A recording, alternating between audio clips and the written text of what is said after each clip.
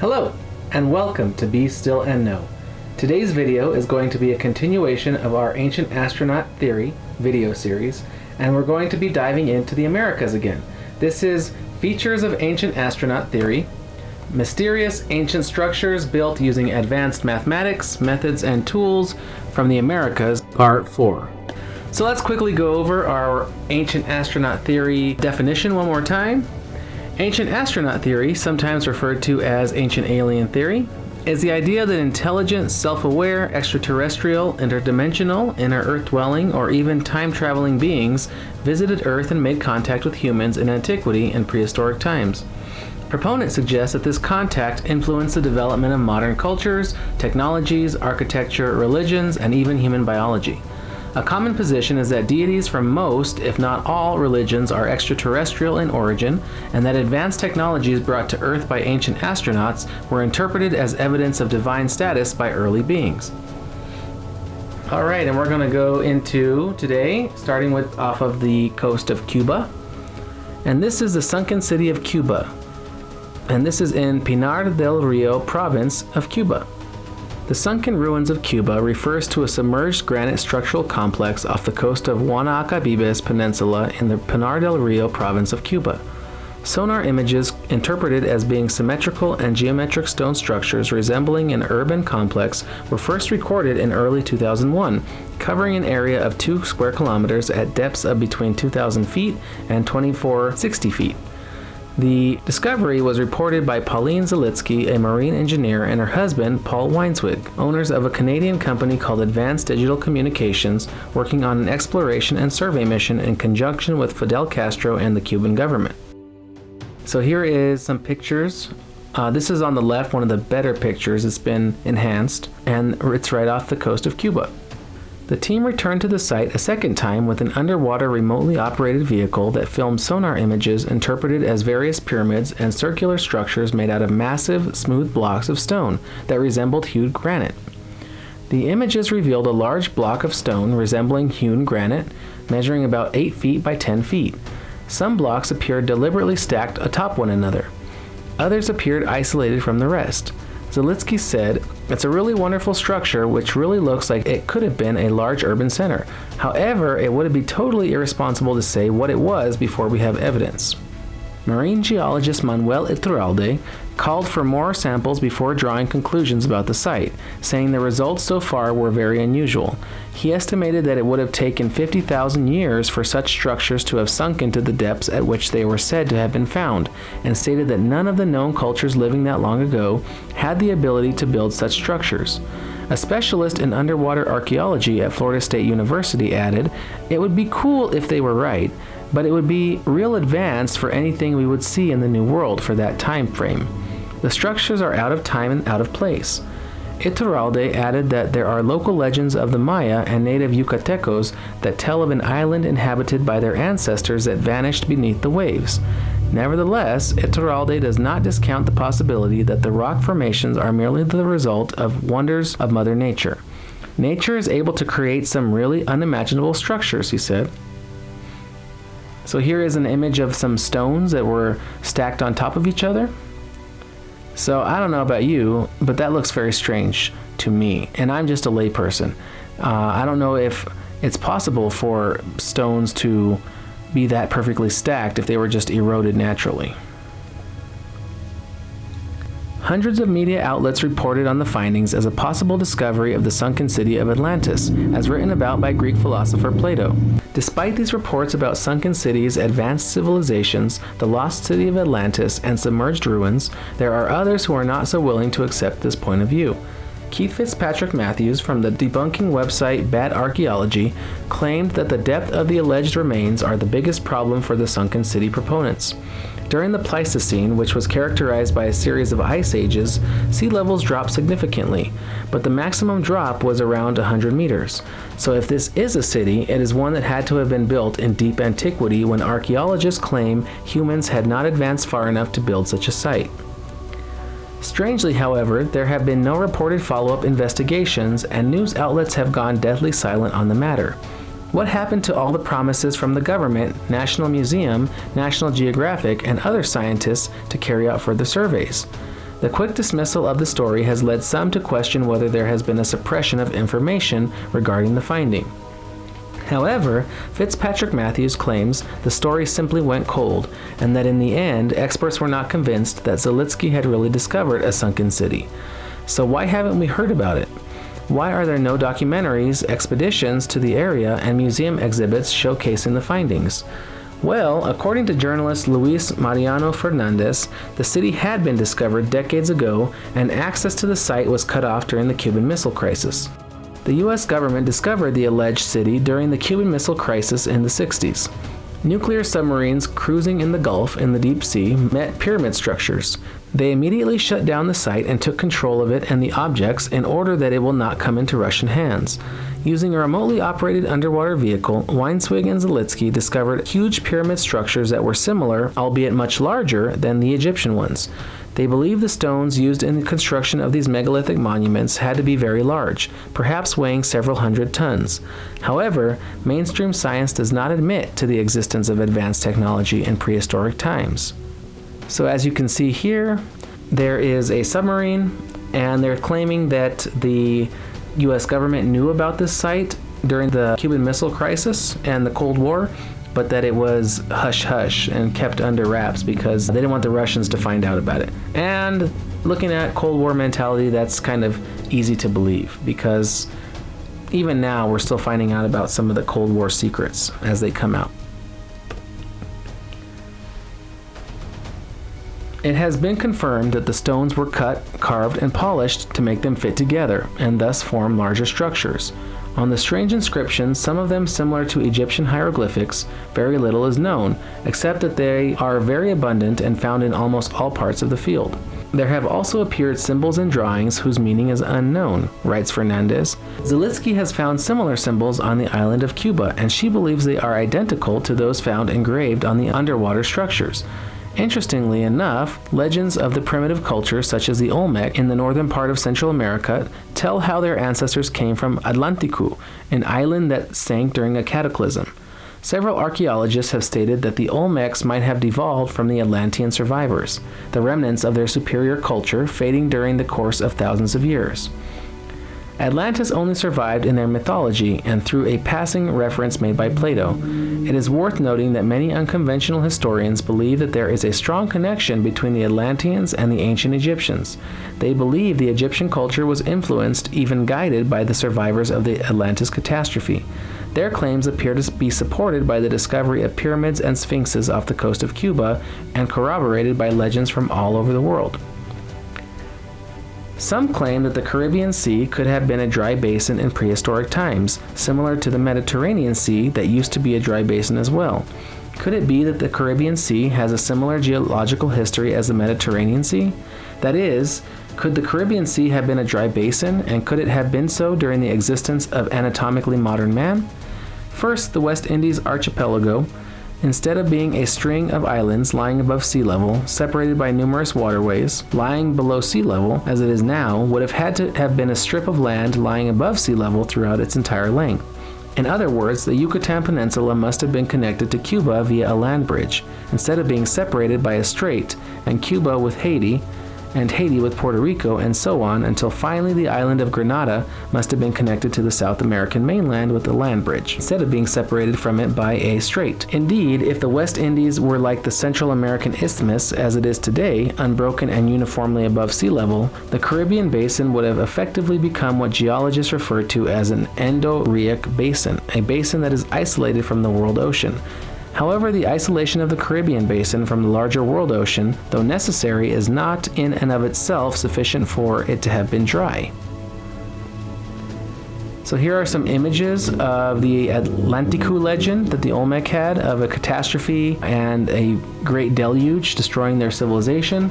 And then here are some Olmec statue images that look like they have pharaoh headdresses on. Very strange how similar that is. And then there are the Olmec heads that we've gone over in my other video about the Americas. In order for the Caribbean to have been dry, there is another necessary condition that must have been met. Namely, there must have been an excess of evaporation over precipitation over the basin's watershed. Today there is indeed an excess of evaporation over precipitation over the Caribbean region, but was this true throughout the entire time behaviorally modern humans have existed, which has witnessed a great variety of climatic conditions? Most likely the answer is yes, as the tropical and subtropical regions to which the Caribbean region belongs have undergone minimal climatic variations even amid the tumult of the ice ages and interglacials that have taken place over the Pleistocene epoch. So it is possible that the area where the Cuban city is located could have been on dry land in the past, which could explain other strange, seemingly man-made underwater structures in the area, such as the Bimini Road and the Andros platform in the Bahamas. So on the left there, we see the Mediterranean Sea that geologists now say was a dry basin before.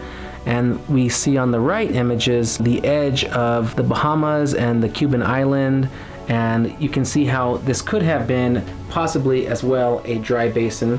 And the islands could have been connected to a sort of land bridge that separated the world ocean from the dry basin. And now that the ocean has gone up, the levels might have flown into that basin and caused it to flood. So that is one theory of how there could be a city under the water off Cuba. And let's go on to the next structure, which is also in the Caribbean, which is the Bimini Road. The North Bimini Island Road in the Bahamas, sometimes called the Bimini Wall, is an underwater rock formation near North Bimini Island in the Bahamas, 50 miles east of Miami. A mere 20 feet down in the blue waters off the coast, a stone path can be found. Large flat rocks cut at right angles, seemingly set purposefully in straight lines. This impressive formation stretches half a mile long, with a pronounced hook at one end. The stones can measure up to 13 feet across. The road consists of half a mile long northeast to southwest linear feature composed of roughly rectangular to subrectangular limestone blocks. Various claims have been made for this features being either a wall, road, pier, breakwater, or other man-made structure. So there is on the left the road with the hook, as you can see, and so they're saying, what was this? Was this a pier? Was this a road? What was this structure? Because it appears to be man-made, and it is off the Bimini Islands in the Bahamas. On September 2nd, 1968, while diving in 3 fathoms or 18 feet of water off the northwest coast of North Bimini Island, Joseph Manson Valentine, Jacques Mayol, and Robert Engove encountered an extensive pavement of what later was found to be noticeably rounded stones of varying size and thickness. This stone pavement was found to form a northeast to southwest linear feature, which is most commonly known as either the Bimini Road or Bimini Wall. After Valentine, the Bimini Road has been visited and examined by geologists, avocational archaeologists, professional archaeologists, anthropologists, marine engineers, innumerable divers, and many other people. In addition to the Bimini Road, investigators have found 2 additional pavement-like linear features that lie parallel to and shoreward of the Bimini Wall. And here is a slab near the Bimini Road, and some divers going over it, and there is a support rock holding up the stones of the Bimini Road. So it is not just an eroded natural feature if there are support blocks holding it up. So that's one piece of evidence that shows that it is man-made. Unexplained Mysteries writes of the connection between the discovery of the American mysticist Edgar Cayce, who was said to predict future events during trances. Another curious element of this mystery is a prediction made in 1938 by Edgar Cayce. A portion of the temples may yet be discovered under the slime of ages and seawater near Bimini, expected in 68 or 69, not so far away. The Bimini Road was located in 1968. Some propose as a fulfillment of the prediction that the history of Atlantis would be revealed to the world. Sci-Fi Channel did an investigation and documentary on the underwater formation in 2006. The Quest for Atlantis: Startling New Secrets focused on the legend of Atlantis, highlighting the Bimini Road. A team of researchers dived at Bimini Bay and reported discovering an entire second layer of square-cut rocks with similar dimensions beneath the stones. This suggested to the researchers that the road may have been part of a larger wall or water dock. And that leads us to the next feature that's underwater in the Bahamas, and that is the Andros platform. Andros is the largest of the Bahama Islands, south of Bimini, where an underwater feature discovered in 1969 has been associated with Atlantean civilization ever since. The structure is about 150 feet wide and 450 yards long. It is comprised of huge blocks of stone, with most of the visible blocks 25 by 30 feet and 2 feet thick. There appears to be a ramp leading up to the structure from the deeper lagoon on the inside of the formation. So there is the Andros platform right there. In 2003, Floridians Dr. Gregory Little and his wife Laura, during the ARE Search for Atlantis project, unexpectedly discovered a 3-tiered stone formation off the coast of Andros at Nichols Town Bay in the Bahamas. On the surface of one of the large blocks, there is a square indentation bored into the stone. The square indentation is about 5 by 5 inches. It was at least 4 to 5 inches deep, but had sand in it. Thus, we do not know how deep the square hole actually goes. It looked about the size of a square post hole. We also noted less impressive marks on a few stones, but a few of these looked like cut marks. That's Dr. Gregory Little saying that. The Littles learned of its general position from a former dive operator, Dino Keller, who claimed to have navigated his boat inside a coral reef, usually approached on the outside. There, in 1992, Keller observed a large structure similar to the so-called Bimini Wall, under some 10 feet of water. Following Keller's directions, in March 2003, Dr. Little snorkeled about 600 yards from shore to find a 1,375-foot long, 150-foot wide arrangement of cyclopean blocks in 3 well-ordered sloping tiers interspersed by 2 bands of smaller stones. Although standing 15 feet beneath the surface, its top section is 10 feet deep, as described by Keller. The large stones comprising the tiers average 25 by 30 feet and 2 feet thick. Each of the 3 tiers is 50 feet wide. Some suggestion of a ramp was discerned leading from the floor of the harbor lagoon to the top of the platform. The feature's regular appearance and almost uniformly square-cut blocks, given its location at a natural harbor in the North Atlantic Current, suggest it may have been a quay, breakwater, or port facility of some kind. Underscoring this characterization together with the ramp are a number of 5-inch wide and deep rectangles resembling post holes cut into some of the cyclopean stones just below the uppermost tier. These holes may have held mooring pylons used to tie up docked ships. Most, if not all, of the blocks themselves appear to have been quarried from local beach rock and deliberately set in place, a marine construction practice common in the ancient world. Dr. Little believes the formation could only have been built 10,000 years ago, when sea levels were low enough for its creation. And that 10,000 years also coincides with the supposed date of the building of Stonehenge and the pyramids of Giza and Petra and all these other structures that are said to be older than they actually are. And this could be the civilization that had basically been thriving before this great cataclysm after the Ice Age ended. So that is the Andros platform, and now we are going to go on to a more modern structure in the Americas, and that is the Coral Castle. Coral Castle is in unincorporated Miami-Dade County, Florida, in the USA.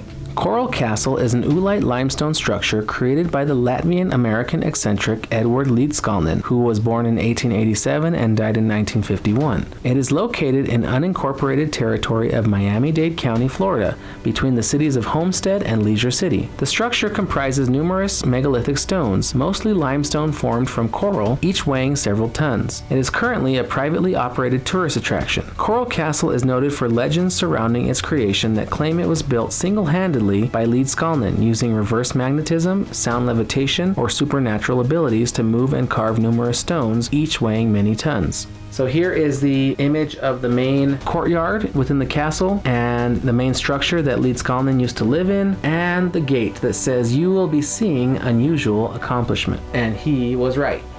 Coral Castle's own promotional material says Edward Leedskalnin was suddenly rejected by his 16-year-old fiancée Agnes Skufst in Latvia, just one day before the wedding. Leaving for America, he came down with allegedly terminal tuberculosis, but spontaneously healed, stating that magnets had some effect on his disease. In 1923, Leedskalnin began creating Coral Castle, called Rock Gate Park at the time, on a patch of land that he had purchased in Florida City. With no modern construction tools or conveniences, and equipped with only hand tools and a 4th grade education, Leedskalnin moved, cut, sculpted, rearranged, and constructed nearly 1,100 tons of coral. The heartbroken immigrant spent 28 years constructing the castle, which he eventually finished in 1951, the year of his death. He spent more than 28 years building Coral Castle, refusing to allow anyone to view him while he worked, mostly at night. A few teenagers claimed to have witnessed his work, reporting that he had caused the blocks of coral to move like hydrogen balloons. The only advanced tool that Leedskalnin spoke of using was a perpetual motion holder and the tripod which held it, along with pulleys and winches.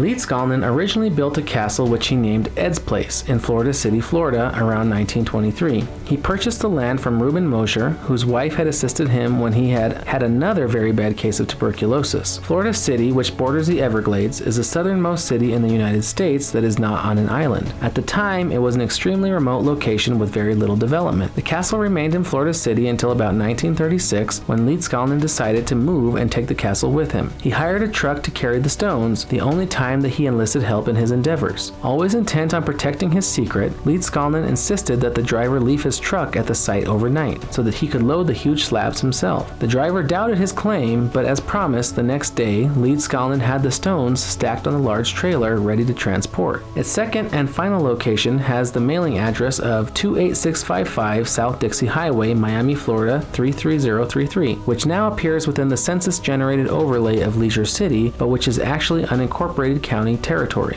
He reportedly chose relocation as a means to protect his privacy when discussion about developing land in the original area of the castle started. He spent 3 years moving the component structures of Coral Castle 10 miles north from Florida City to its current location outside Homestead, Florida. And here are some images of Ed with his tripod device, and on the right we have that perpetual motion holder. And I don't know about this device. It could be some kind of anti-gravity or a perpetual motion energy device that can cause the stones to lose their gravitational effects. It's never really explains how he uses these. Supposedly he uses the tripod to lift the blocks, but I don't know how one man with a rope and a tripod could lift these stones. That's why this is on my video, because it's one of our very mysterious structures that was built in the early 1900s without the use of any modern equipment. Leedskalnin named his new place Rock Gate, after the huge rear swinging gate he built into the back wall. He continued to work on the castle until his death in 1951. The coral pieces that are part of the newer castle, not among those transported from the original location, were quarried on the property only a few feet away from the castle's walls. The pool and the pit beside the southern wall are quarries. The east and west quarries have been filled in. At Florida City, Leedskalnin charged visitors 10 cents apiece to tour the castle's grounds, but after moving to Homestead, he asked for donations of 25 cents, but he let visitors enter free if they had no money. There are signs carved into rocks at the front gate to ring the bell twice. He would come down from his living quarters in the second story of the castle tower, close to the gate, and he would conduct the tour. He never told anyone who asked him how he made the castle. He would simply answer, "It's not difficult if you know how." Though Leedskalnin claimed that he understood the laws of weight and leverage well, he always worked under the cover of night when nobody could watch him. Having come from a family of Latvian stonemasons, Leedskalnin was a committed Freemason, and he incorporated many Masonic symbols throughout the Coral Castle. Many believe that occult Masonic practices, passed down from the Knights Templar, offer the only explanation for Coral Castle's mysterious creation. Nosy neighbors have said that they had heard him repeating incantations over the stones. When asked why he had built the castle, Leedskalnin would vaguely answer that it was for his Sweet 16. This is widely believed to be a reference to Agnes Skufst. In Leedskalnin's own publication, A Book in Every Home, he implies his Sweet 16 was more of an ideal than a reality. According to a Latvian account, the girl existed, but her name was actually Hermione Lucis. When Leedskalnin became ill in November 1951, he put a sign on the door of the front gate, "Going to the hospital," and took the bus to Jackson Memorial Hospital in Miami. He suffered a stroke at one point, either before he left for the hospital or at the hospital, and he died 28 days later of pyelonephritis, a kidney infection, at the age of 64. His death certificate noted that his death was a result of uremia, failure of kidneys as a result of the infection and abscess. While the property was being investigated, US $3,500, equivalent to $34,475 in 2019, was found among Leedskalnin's personal belongings. He had made his income from conducting tours, selling pamphlets about various subjects, including magnetic currents, and the sale of a portion of his 10-acre property for the construction of US Route 1. As he had no will, the castle became the property of his closest living relative in America, a nephew from Michigan named Harry. Coral Castle's website reports that the nephew was in poor health, and he sold the castle to an Illinois family in 1953. However, this story differs from the obituary of a former Coral Castle owner, Julius Levin, a retired jeweler from Chicago, Illinois. The obituary states Levin had purchased the land from the state of Florida in 1952 ago and may not have been aware that there was even a castle on the land. The new owners turned it into a tourist attraction and changed the name of Rockgate to Rockgate Park and later to Coral Castle. In January 1981, Levin sold the castle to Coral Castle Inc. for US $175,000, which is equivalent now to $492,139 in 2019. The company retains ownership today. In 1984, the property was listed on the National Register of Historic Places. It was added under the name of Rockgate, but the name on the list was changed to Coral Castle in 2011. And here are some images in the middle of the obelisk. The stone sign just inside the property that says ADM or admit 10 cents drop below is not original to Coral Castle. Leedskalnin made this sign and placed it in front of his earlier location at Florida City when he was tired of giving a free show to visitors who were careless and trampled his shrubbery. This sign was donated by the owners of Ed's Place and placed here in subsequent years. The grounds of Coral Castle consist of 1,100 short tons of stones in the form of walls, carvings, furniture, and a castle tower. It is commonly and mistakenly believed to be totally made of coral, but much of it is actually made of oolite, also known as oolitic limestone. Oolite is a sedimentary rock composed of small spherical grains of concentrically layered carbonate that may include localized concentrations of fossil shells and coral. Oolite is found throughout southeastern Florida from Palm Beach County to the Florida Keys. Oolite is often found beneath only several inches of topsoil, such as the site at Coral Castle. The stones are fastened together without mortar. They are set on top of each other using their weight to keep them together. The craftsmanship detail is so fine and the stones are connected with such precision that no light passes through the joints. The 8-foot tall vertical stones that make up the perimeter wall have a uniform height. Even with the passage of decades, the stones have not shifted. Among the features and carvings are a 2-story castle tower that served as Leedskalnin's living quarters, walls consisting of 8-foot-high pieces of stone, an accurate sundial, a 30-ton polar telescope aligned to the North Star, a 22-ton obelisk, a barbecue, a water well, a fountain, celestial stars and planets, and numerous pieces of furniture. The furniture pieces include a heart-shaped table, a table in the shape of Florida, 25 rocking chairs, chairs resembling crescent moons, a bathtub, beds, and a throne. With few exceptions, the objects are made from single pieces of stone that weigh an average of 15 short tons each. The largest stone weighs 30 short tons, and the tallest are the 2 monoliths standing 25 feet each. A 9-short-ton revolving 8-foot-tall gate is a famous structure of the castle documented on the television programs In Search of and That's Incredible. The gate is carved so that it fits within 1/4 of an inch of the walls. It was well balanced, reportedly so that a child could open it with the push of a finger. The mystery of the gate's perfectly balanced axis and the ease with which it revolved lasted for decades until it stopped working in 1986. In order for it to be removed, 6 men and a 50-short-ton crane were used. Once the gate was removed, the engineers discovered how Leedskalnin had centered and balanced it. He had drilled a hole from top to bottom and inserted a metal shaft. The rock rested on an old truck bearing. It was the rusting out of this bearing that resulted in the gate's failure to revolve. Complete with new bearings and shaft, it was set back into place on July 23, 1986. It failed in 2005 and was again repaired. However, it does not rotate with the same ease it once did. There has also been a curious face, the only one at the park, discovered in one of the rock structures with yellow marbles for eyes, leading some to believe Leedskalnin was in touch with gray extraterrestrials or underground reptilians. Coral Castle remains a popular tourist attraction. Books, magazines, and television programs speculate about how Leedskalnin was able to construct the structure and move stones that weigh many tons. Claims that nobody had ever seen Leedskalnin at work and that he levitated his stones have been repudiated. Orville Irwin reportedly witnessed him quarry his stones and erect parts of his wall and illustrated the methods in his book Mr. Kant is Dead. The Nemeth Film Collection produced a short film documentary in 1944 of him at work. Coral Castle's website states that if anyone ever questioned Ed about how he moved the blocks of coral, Ed would only reply that he understood the laws of weight and leverage well. He also stated that he had discovered the secret of the pyramids, referring to the Great Pyramid at Giza. It is said that Leedskalnin was never seen working on his Coral Castle, though neighbors reported a light in his workshop tower accompanying strange singing late into the night. Did Leedskalnin really have secrets passed down by Gnostics, mystery schools, Knights Templar, and Freemasons that were used to build the pyramids at Giza and other ancient megalithic structures? The evidence and resilience of his work speak for itself.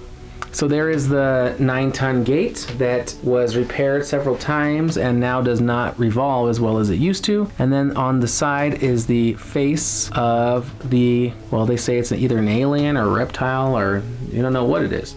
Kind of weird.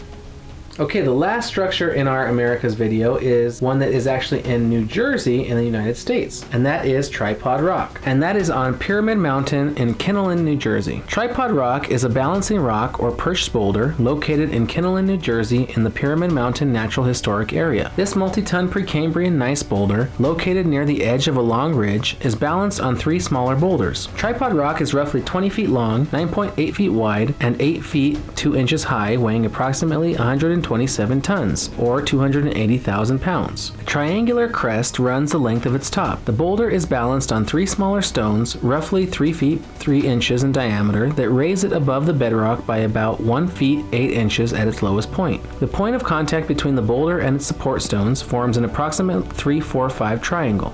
So as you can see from these images right here, it is very precariously balanced on these stones. About 39 feet northwest of Tripod Rock are 3 boulders that appear to form a triangle. The 2 large boulders are balanced partially on smaller stones. The apex rock is about 9.8 feet away to the northeast. Sighting from a bedrock outcrop near Tripod Rock through the 2 large boulders, the apex of the triangular configuration points to the next ridge on the horizon to the west. This line of sight is toward the setting point of the sun on the summer solstice. During the early 1980s, Tripod Rock and the stones near it were surveyed. The place on the ridge where the sun sets on the summer solstice was visible due to gypsy moth defoliation. A large boulder was visible on the ridge at the place of the summer solstice sunset. Within a year of the survey, however, a home was constructed on that site and the boulder was displaced by earth-moving machinery. The summer solstice sunset is presently observable near the edge of that residence now and is only partially visible. For over 10,000 years, this natural area provided shelter and served as a hunting, fishing, and gathering site for the Lenape Indians. Over 300 years ago, the Lenape Indians experienced their first encounter with European colonizers. Many of the first explorers and traders who discovered this corner of Old Pequannock were Dutch. Surveyor stones and enduring stone walls still mark their homestead farms and woodlot boundaries. Pyramid Mountain was established in 1989 after a lengthy grassroots effort to preserve the area from development. The first parcel was funded through support from the Menon Company in 1989, and the Visitor Center was dedicated in 1993.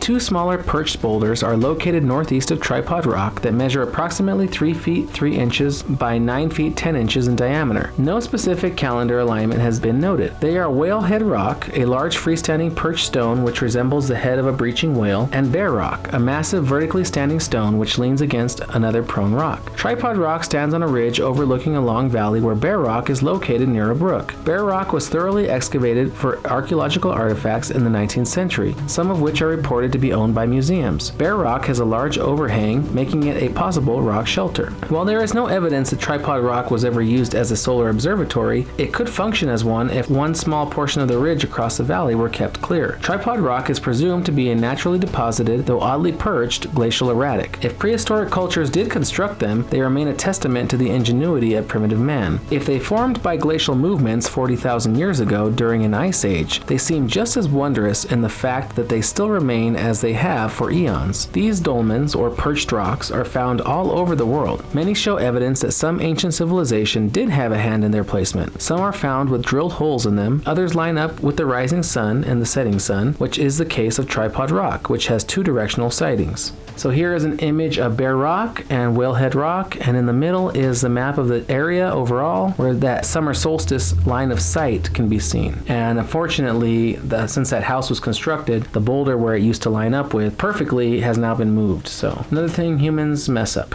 People from the Morris County region call Tripod Rock the Morris Stonehenge because they feel the place may possess mystical powers similar to those associated with the Celtic monoliths constructed by the Druids. I was unable to find out why the area is named Pyramid Mountain, but there could be a pyramid beneath the mountain. After all, in the Midwest and Southeast U.S., many mounds from the Cahokian civilization have been found that resemble great earthen pyramids, as well as many actual stone pyramids that were constructed in Mexico. A pyramid would not be out of place in this part of the world at all. As for the placement of the boulder on top of the stones, this type of precision with a giant boulder was seen at Coral Castle in Florida, where Ed Leedskalnin balanced a 9-ton revolving door on a ball bearing. Leedskalnin claimed to know the secrets of how the pyramids at Giza were built, and that he understood the laws of weight and leverage well. The area at Pyramid Mountain is full of trees, and even some like Leedskalnin, who used a tripod device to assist him in lifting his oolitic boulders, would have had a difficult time getting his tools up the mountain without leaving a trace of their presence. presence. Could someone else from a past civilization have known these laws of weight and leverage as well and somehow balanced tripod rock on the 3 stones? So that is still a mystery today of how tripod rock was balanced. Okay, so that is the end of our Features of Ancient Astronaut Theory, Mysterious Ancient Structures Built with Advanced Mathematics, Methods, and Tools, Americas Part 4. So thank you again for joining me at Be Still and Know with Adam. Remember that if you like this video and you like this new series, please like and subscribe to my channel. Please feel free to support me so that I can continue to get better at editing and get better equipment. And remember that no matter what comes your way, it's going to be a great day. Thanks again for joining me, and I'll see you later.